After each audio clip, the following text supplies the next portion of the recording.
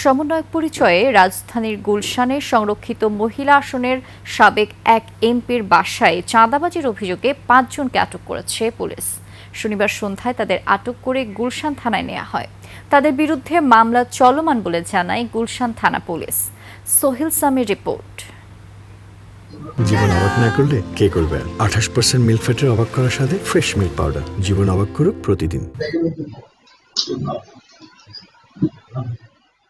চাঁদার টাকা নেয়ার এই ভিডিওটি সামাজিক যোগাযোগ মাধ্যমে ভাইরাল হয়।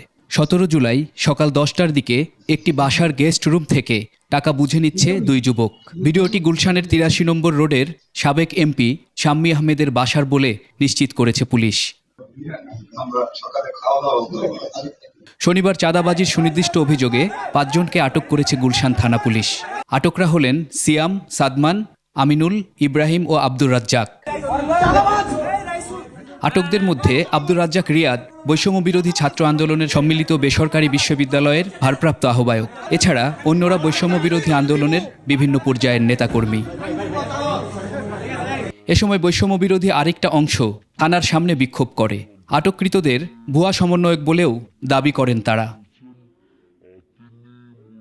এদিকে শনিবার রাতেই বৈষম্য বিরোধী ছাত্র আন্দোলন এক চিঠিতে জানায়, ঢাকা মহানগর শাখার আহ্বায়ক ইব্রাহিম, সদস্য সিয়াম ও সাদাতকে সাংগঠনিক পদ থেকে স্থায়ীভাবে বহিষ্কার করা হয়েছে।